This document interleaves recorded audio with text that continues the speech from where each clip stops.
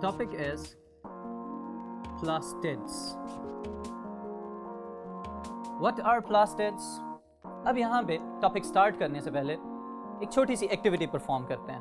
Okay आप सब students 2 second के लिए अपनी आंखें बंद करें और आंखें बंद करके सिर्फ आपने इमेजिन करना है अ प्लांट, कि आप अपनी सोच में कोई पौधा सोच रहे हैं. ओके बस इतनी सी एक्टिविटी आपने परफॉर्म करनी है और 1-2 सेकंड इस एक्टिविटी पे लगेंगे. तो लेट्स स्टार्ट. ओके अब स्टूडेंट्स मैं आप सबसे ये सवाल करता हूँ कि जो पौधा आपने सोचा उस प्लांट का कलर क्या था. तो इस सवाल का जवाब 99% हमेशा एक ही जैसा आता है. और क्या जवाब होता है इसका कि द प्लांट वॉज ग्रीन. पौधा हमेशा ग्रीन कलर का नजर आता है. ओके लेकिन इसकी बजाय अगर हम फ्लावर्स के मुतालिक सोचें कि फूलों के कैसे कलर आप इमेजिन कर सकते हैं, तो वहां पे आपको और ज्यादा कलर्स नजर आएंगे. फ्रूट्स के कैसे कलर नजर आते हैं, तो वो और डिफरेंट कलर्स हो सकते हैं. ओके लेकिन फिर इसी तरह से कुछ ऐसे स्ट्रक्चर्स भी हैं कि जो हमेशा ट्रांसपेरेंट नजर आते हैं या उनका कोई कलर नजर नहीं आता, या अगर कॉम्पैक्ट फॉर्म में होंगे तो ऑफ वाइट या वाइट या येलोइश कलर भी नजर आ सकता है. ओके तो ये जितने भी कलर्स पौधों के अंदर हमें नजर आ रहे हैं, all these are due to the plastids. Okay so plastids को अगर हम डिफाइन करें तो इसी सारी एक्सप्लेनेशन की बुनियाद पे हम कह सकते हैं plastids are pigment containing bodies present in plants. Alright, plant cells के अंदर plastids वो pigment containing bodies हैं जिनकी वजह से पौधा अपने leaves को, अपने flowers को, अपने fruits को different colors देता है. Alright students, अब इसका मतलब है कि प्लास्टिड्स की एक से ज्यादा इकसाम हो सकती हैं. So the plastids they are divided into chloroplasts, they are divided into chromoplasts and leucoplasts. 3 मुख्तलिफ इकसाम के प्लास्टिड्स हैं जो बेसिक टाइप्स इसकी.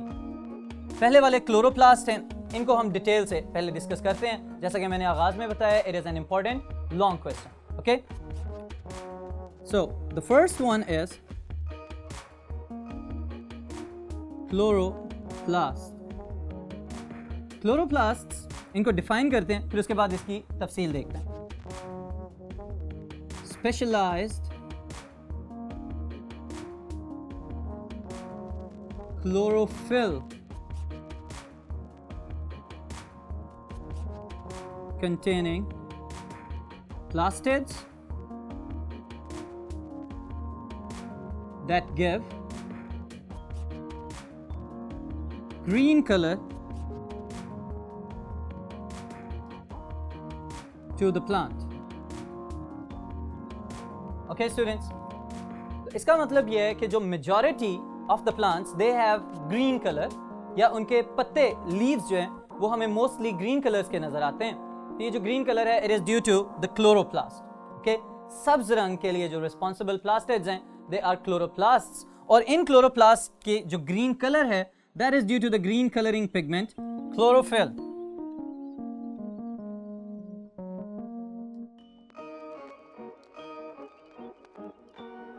ऑलराइट, अब क्लोरोफिल को डिफाइन करते हैं. It is green coloring pigment.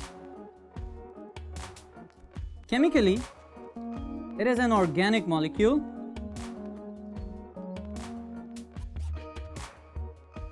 that is similar to hemoglobin.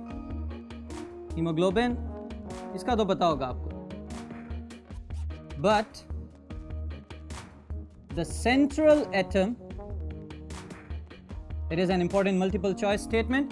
Central atom in chlorophyll is magnesium, while hemoglobin, Hb, hemoglobin, it is iron. Okay students, chlorophyll वो pigment है जिसकी वजह से प्लांट्स का कलर ग्रीन नजर आ रहा है। केमिकली ऑर्गेनिक मॉलिक्यूल है और साख्त के एतबार से हमारे रेड ब्लड सेल्स के अंदर एक रेड कलरिंग पिगमेंट है, दैट इज हीमोग्लोबिन। हीमोग्लोबिन के साथ मिलता जुलता है, लेकिन फर्क सिर्फ इतना है कि हीमोग्लोबिन के अंदर जो सेंट्रल एटम है दैट इज आयरन Fe2+, और जो क्लोरोफिल है इसका central atom that is magnesium that is Mg2+। Alright, ये एक इंपॉर्टेंट मल्टीपल चॉइस क्वेश्चन भी है, तो इसको आप लोग याद रखें। Next, about the structure of the chloroplast.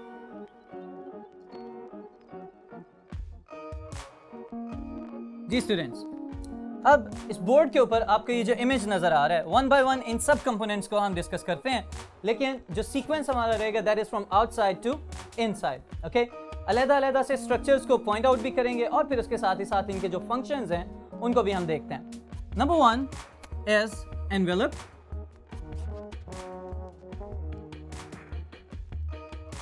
Envelope की स्पेसिफिक टर्म क्यों यूज की जा रही है? Okay, the chloroplast is covered up by a double membrane. Double membranous structure है, इस वजह से इसको हम कह रहे हैं this is an envelope. Okay? Inside the envelope, the chloroplast is filled up by a matrix, और इस matrix को हम कहते हैं stroma. Okay? This is just like the mitochondrial matrix. जैसे माइटोकॉन्ड्रियल इनर मेम्ब्रेन के अंदर फ्लूइड मौजूद था जो ग्राउंड सब्सटेंस था, ये भी बिल्कुल उसी की तरह का है, लेकिन इसको हमने स्पेसिफिकली नाम दे दिया है stroma. So the matrix of the chloroplast is known as stroma. Alright, और इलेक्ट्रॉन माइक्रोस्कोप के नीचे ये प्रोमिनेंट नजर आता है। देन इस स्ट्रोमा के अंदर क्या क्या मौजूद है? It may contain some enzymes, okay, it contains circular DNA, and it contains ribosomes and sugars. All right students, अब स्ट्रोमा के अंदर इन इंडिविजुअल कंपोनेंट्स का क्या काम है? The first one are enzymes. बहुत सारे रिएक्शंस जो मेटाबॉलिक रिएक्शंस होने हैं इसके अंदर, उनको रेगुलेट करते होंगे, कंट्रोल करते होंगे और कैटेलाइज करते होंगे। The next two things, circular DNA और राइबोसोम्स, ये इस बात की निशानदेही कर रहे हैं कि the chloroplast is a self replicating organelle.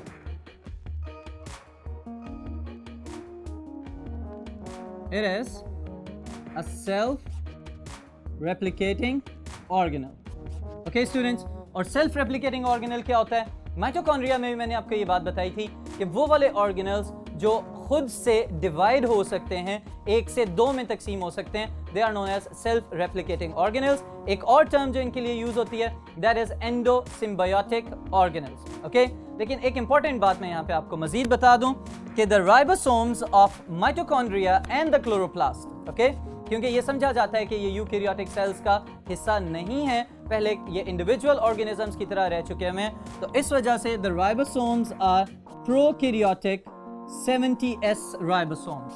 Okay, mitochondria में भी और क्लोरोप्लास्ट के अंदर भी प्रोकैरियोटिक राइबोसोम्स मौजूद हैं, there are the 70s ribosomes. Alright students, फिर स्ट्रोमा के अंदर एक बहुत इंपॉर्टेंट फंक्शन हो रहा है, that is carbon dioxide fixation. Carbon dioxide fixation is also known as dark reaction of the plants, और इसके लिए कोई और टर्म इस्तेमाल हो सकती है? Yes, इस पूरे प्रोसेस का एक नाम है students, and that is Kelvin cycle. Kelvin cycle के जो रिएक्शंस हैं they are taking place inside the stroma of the chloroplast. Alright, फिर मैट्रिक्स के बाद the next component of the chloroplast is thylakoids. Thylakoids students, these are one of the most important components. किस लिहाज से? ये अभी मैं इनकी इंपॉर्टेंस आपको बताता हूँ तो हमें समझ आ जाएगी कि ये क्यों हमारे लिए अहम है। They make up grana, जिनका इंडिविजुअल सिंगुलर है granum. Okay? Thylakoids are specialized light absorbing membranes present inside the chloroplast.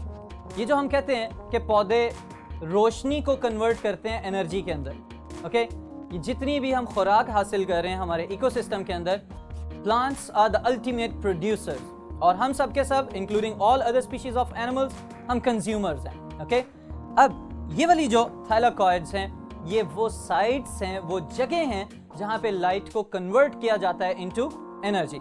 सो हम ये कह सकते हैं कि the thylakoids they are important for light reactions, and these light reactions are also known as electron transport chain, और इनका एक और नाम भी है, that is Z scheme या Z scheme। alright students, अब ये तो light reactions हैं, लेकिन light reactions में light absorb होती है। light absorb करने के लिए इनके पास क्या है? the chlorophyll molecules। तो ये पॉइंट भी मैं यहाँ पे ऐड कर रहा हूँ। the chlorophyll molecules are present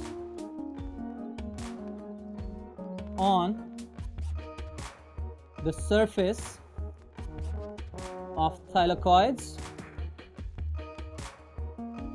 और chlorophyll molecules क्या कर रहे हैं यहाँ पे? Capture light energy or solar energy and convert it into chemical energy, जिसको प्लांट्स अपनी एक्टिविटीज़ के लिए भी इस्तेमाल करते हैं, अपनी ग्रोथ और मेटाबॉलिज्म में भी यूज़ करते हैं, और फिर उसको फर्दर कन्वर्ट करके स्टोर किया जाता है कार्बोहाइड्रेट्स की फॉर्म में, और उनको हम भी इस्तेमाल करते हैं as consumers. Alright students, so this is about the thylakoids. They capture the light energy and convert it into the chemical energy. और किसी भी living organism के लिए जो utilizable chemical energy है, that is in the form of ATP, adenosine triphosphate. Alright students, so इसके बाद फिर एक और छोटा सा पॉइंट इसके साथ शामिल, अल्लाह ताला ने ये जो बहुत सारे फ्लावर्स पैदा किए हैं, इनमें से बहुत सारे ऐसे फूल होते हैं जिनके बहुत ब्राइट कलर्स होते हैं। So the bright colors they always attract the insects, जैसे हनी बीज हैं या बटरफ्लाइज हैं। अब इस तरह के हशरात जब उड़ के इन फूलों पे आके बैठते हैं, वहाँ से पोलन ग्रेन्स पिक करते हैं, एक पौधे से दूसरे पौधे पे जाके बैठेंगे तो वो पोलन ग्रेन्स ट्रांसफर कर देंगे। That process is known as pollination। तो हम यहाँ पे ये भी बात लिख सकते हैं कि the chromoplasts they also help in pollination, और पोलिनेशन की वजह से डाइवर्सिटी या वैरायटी एनहांस होती है, और फर्दर जो रेजिस्टेंट टाइप ऑफ प्लांट्स हैं वो पैदा हो सकते हैं। Alright students, the last type of the plastids is leucoplast. Leuco colourless. Okay, अब कलरलेस से क्या मुराद है? सबसे पहले नंबर पे ये कहाँ पे पाए जाते हैं ये मैं आपको बता देता हूँ। Leucoplasts are the plastids that are present in those parts